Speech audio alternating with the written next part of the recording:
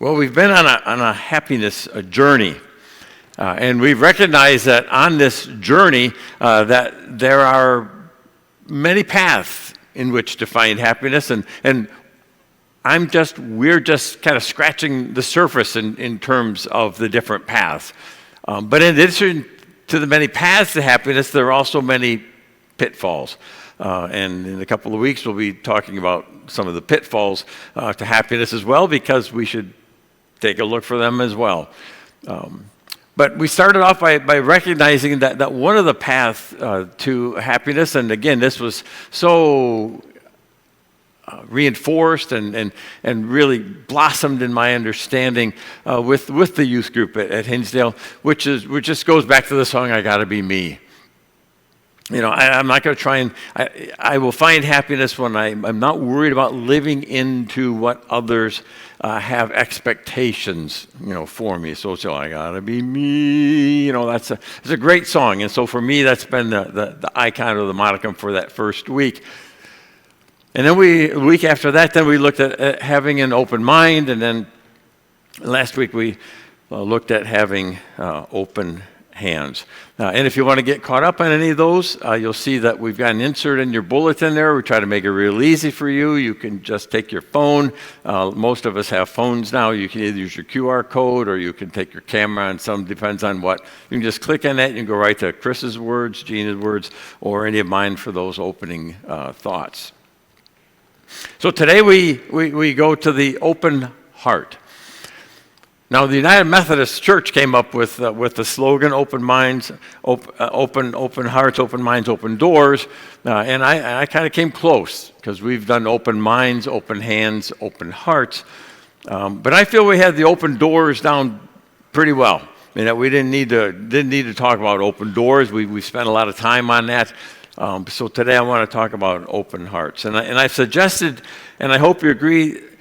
It's to your happiness advantage that you have an open mind, that you have open hands. But today I want to take you one step further and suggest to you that if you're going to experience the optimal level of happiness, you also want to live with an open heart.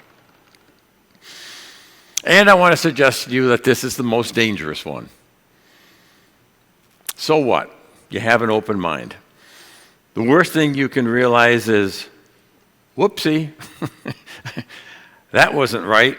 This past week, Betsy and I were in the kitchen area together, and I said, whoopsie, and she said, what's wrong? I said, oh, well, I did this wrong. Well, so what? It didn't work. Just think, I think one day scientists are going to feel kind of silly, maybe even a little bit stupid, when one day they look back and they say, why didn't we think we could actually travel faster than the speed of light? Whoopsie. Or in the distant future, one might look back and say, well, why didn't we think multidimensional time travel wasn't a possibility?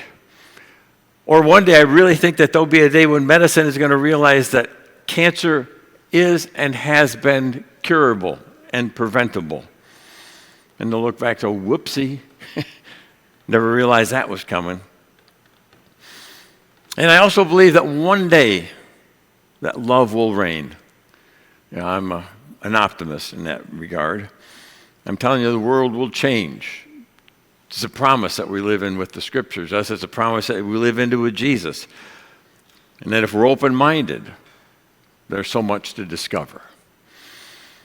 And when we're open-handed, not only does the world become better, but we do as well. We experience the joy and the satisfaction that comes with living with open hands.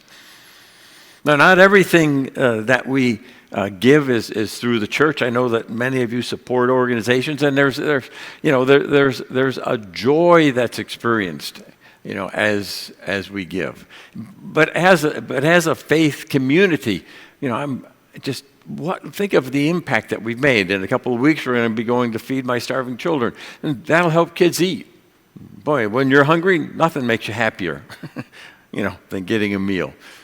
We have food collection. Someone, again, came this week. So not only is it, impacting the high school students who are receiving that food, but we just have people, and somebody shows up at the door and said, do you have anything? I'm not going to say, no, that food's for the high school kids, They come in, they go through, they find out what works for them. We give rental assistance, gas money, money so that they can get to the doctor, money for prescriptions. I mean, I could go on and on with the amount of different things, that I've done. Then what we've given through as we're able to give to the apportionment.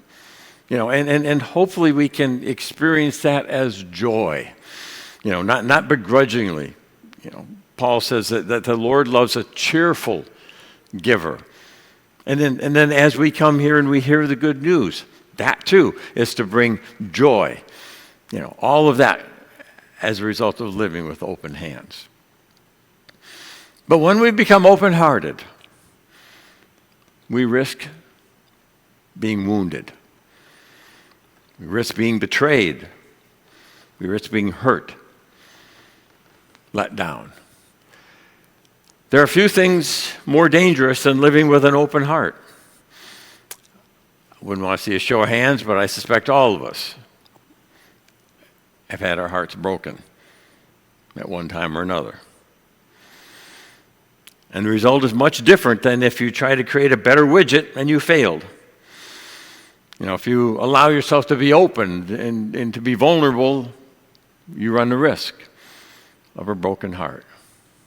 Oh, how many songs are there whose overarching theme is a broken heart?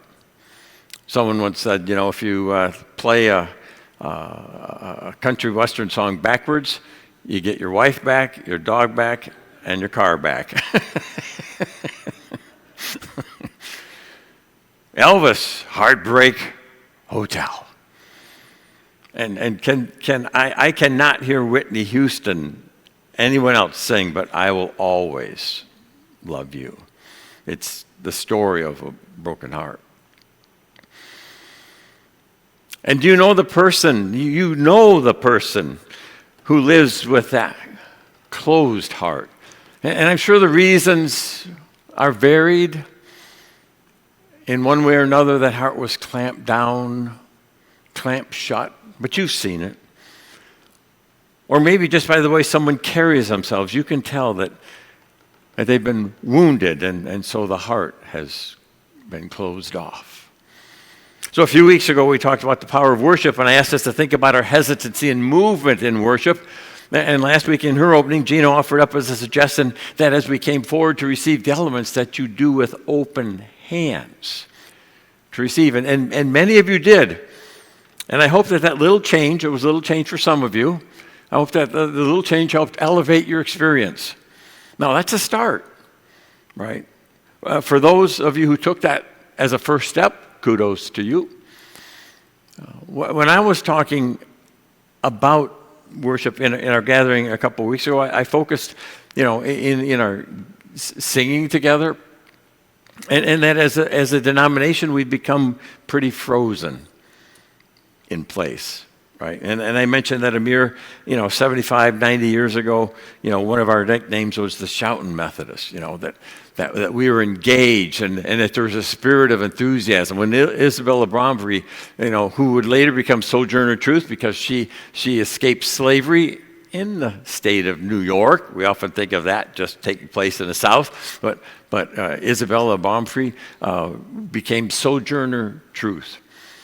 She became a Methodist, and she became an evangelist. And when she preached, it said that the devil trembled.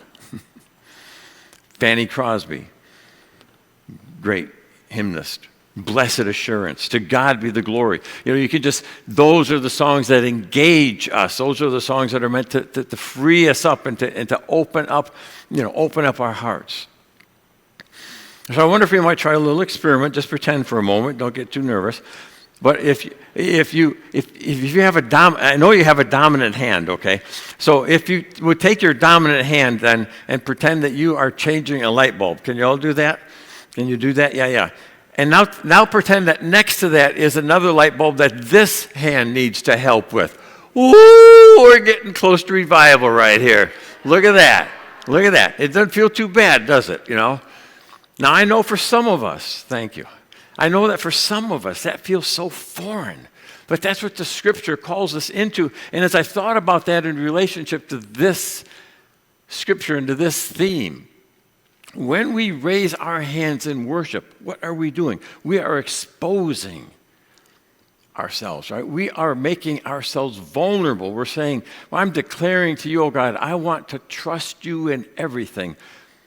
And our hearts are exposed. You know, I'm a big Game of Thrones fan. I've asked that before. I think a couple of you as well. But if you've ever watched any type of battle, you know, you never watch them come up and say, okay, here I am. Have at me. You know, no, you come in, man, you're all guarded. But this says, I'm open, I'm vulnerable, I am unprotected. Because when our hands are up, we are as unprotected as we can be.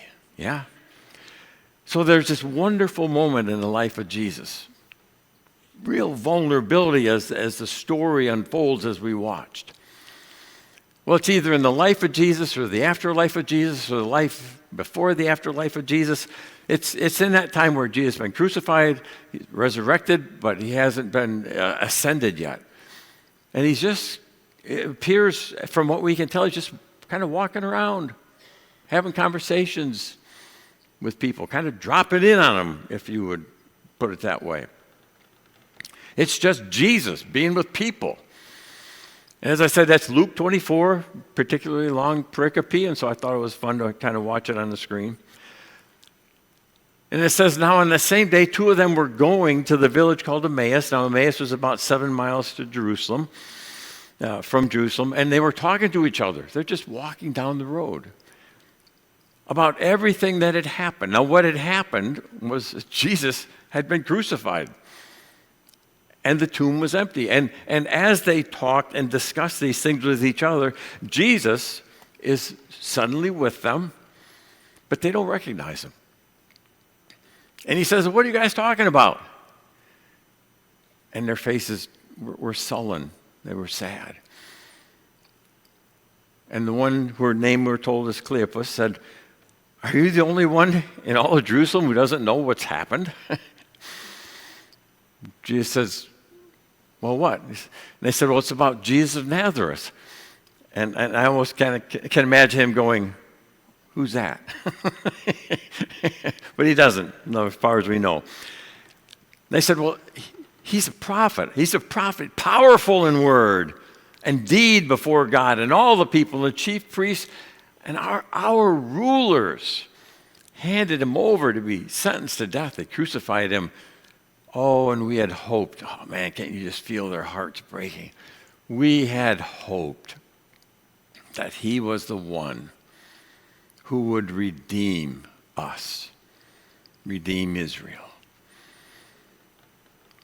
But what's more, it's been the third day now since all this took place, and in addition, the women amazed us. They went to the tomb early this morning, so it tells you how recent this is. But they didn't find his body. They came and told us that they'd seen a vision of an angel, and the angel said he was alive. Well, at that point, you better have an open mind, right? That this guy who you saw tortured and his body just racked, crucified, the angel said he's alive. Well, the women said that, and then a couple of the guys, of course, you know, women weren't to be trusted then, and, you know, so they went and they said, yeah, the women were right. You know, it was just as the women had said. They didn't see Jesus. And then Jesus says to them, oh, how foolish you are, and how slow to believe you are what the prophets have spoken. Didn't the Messiah say these things had to take place and that he would then enter into his glory? And beginning with Moses and the prophets, he explained to them all what the scripture said in regards to himself. Oh, don't we all wish that someone had been taking notes for that? Jesus said, these are the scriptures regarding myself throughout our scriptures, which for them were the Hebrew scriptures, the Old Testament. So they approached the village in which they were going, and Jesus was like, okay, I'm going to keep on going. And they're like, well, wait, it's late out. And of course, they were worried I think somewhat they were worried about bandits because that's when those kind of folks come out at night. It's not safe. And so they said, stay with us. Have dinner with us. Just spend the night with us. And so he stays with them, and with them at the table, he takes the bread, give thanks, broke it. And we're told with open hands then, he gave it to them. And their eyes were open, they recognized him, and then he was gone. And then they said, were not our hearts burning within us when he talked with us on the road and opened the scriptures to us? I thought, wow, what a perfect metaphor for life. See, it's so possible to have Jesus walking beside us, to be a part of our lives, and to be completely unaware. Some of us are aware of that iconic picture of footprints in the sand, and they talk about that, where were you? And they said, I was carrying you, completely unaware. We can feel like we're trudging our way through life alone, but hopefully as we invite him to sit with us, but let's be clear, Jesus is always there. It's just our inability to recognize that. But Jesus is always ready for an invitation to become more aware, more present in our lives. And there are those times, yes, we just don't feel it, right? God is somewhere far, third heaven, not just the first, second, but the third. And it wasn't in the walking that they came to understand. Their hearts burned within them, but these followers, these disciples, they felt that nagging, they felt that tugging in their heart, in their soul. I think that most of our times our souls travel faster than our brain. And that our souls feel it even when we can't fully understand it or comprehend it. It's like love, Ever seen someone to you, it's just plain as day. You watch them interact and you say, hey, you guys an item? Like, no, we're just dating. Like, no, you're not just dating. I can tell. I saw the way you guys were. Oh, we're just hanging out. See, there's that disconnect sometimes within us. And as mentioned, there's a myriad number of reasons why we might feel that we're living on the bottom rung of the happiness ladder. You might not, and you might have been a part of a church and heard it 100 times, if not 1,000 times. And it was funny. I thought, wow, 1,000 times. Well, that's right. So if someone's been going to church regularly for 20 years, it'd be like 1,000 sermons. I thought, whoo-wee, that's a lot. So I don't feel so bad if you don't remember something. But just being here doesn't mean that we've moved into a relationship with Jesus, right? Just being here, being in a relationship with Jesus doesn't happen by osmosis. It takes more than proximity. See, getting into a relationship with Jesus takes more than the warming of the same seat every Sunday. So many times at the outline, now we don't have them here, but I've seen it, and perhaps you have too, in a church where the whole pew is wooden. There's no nice cushion. And you can tell where Frank sat every week. Frank left his imprint, shall we say. But just because Frank left his imprint there doesn't mean that he'd ever really moved into the fullness of that relationship. And the same is true for us, whether you sit on a cushion or whether you sit on the bare wood. See, we're created to live a life in Jesus, but what we've seen over the last couple of weeks is that coming to Jesus requires an open mind. Because Jesus at times will blow your mind. He'll show you great and unsearchable things. And it's going to require an open hand. It's going to require open hands because you're going to have to let go of some things that you've grown used to holding on to and saying, God, I want to give up to you everything. I want to give up to you everything. I want to open up my hand so I can receive what you want to give me.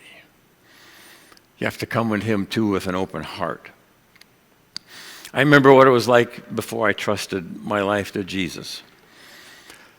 I'd had enough of church so that I easily could have been immunized against the faith. But it was in October of 1972. We weren't regular, but we were enough. And sometimes it's just that faith around the edges that there's nothing there. But in October of 72, my dad said, we're going to start going to church. I'm like, oh, okay. I mean, like, really going to church? He said, yeah, really going to church. And as I said before, he said, you've got to go to youth group for 4 weeks. I'm like, okay, I can do that. And he said, if it hasn't become meaningful for you within that time frame, he said, I don't care if you don't go after that, but I want you to go. And there was something in that going to youth group, and there was something that all of a sudden my dad was taking his faith journey more seriously, that Jesus began to seep in.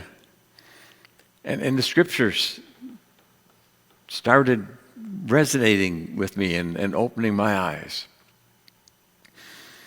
But I reached a moment, I can still recall, I didn't have all the answers. Everything in life didn't make sense. Life was still puzzling. I just knew that I needed God in my life. And I finally opened up my life to God, and I was actually surprised. Surprised by what happened. I realized I wanted to be a better person. I wanted to be a better human being. I wanted to be good when no one was watching. See, I knew to be good when I was worried that my parents would find out what I was doing. But now I just wanted to be better when no one was watching, when no one was looking, when there weren't any expectations for me to be good. I wanted to be different. I wanted to be a person of truth. I wanted to be trustworthy. And that really came out of my encounter with Jesus. I was changed because of that. Now, since that time, I've always wanted to be a part of a faith community where those who believed understood themselves to be servants of those who did not believe, to be servants of those who were yet to believe, to be servants of those who were still wondering about the faith.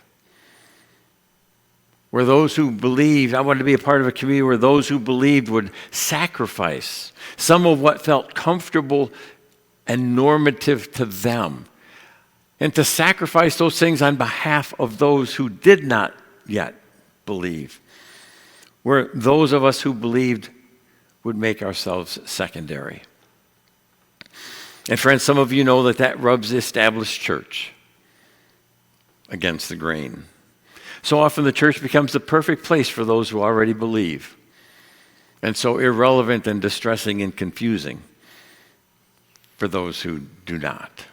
So how does an open heart relate to all this, and how does an open heart relate to happiness? Well, when we love others and we are willing to open our lives and open our hearts for them, when we give away ourselves for the sake of others, we experience the life then that Jesus has called us into. We live a life in Jesus to such a degree that we've given all that we understand about ourselves to all that we understand about Jesus. So while there are many avenues and roads to happiness, a life lived for others, a life given for others, is one way that we are promised to find it. Amen.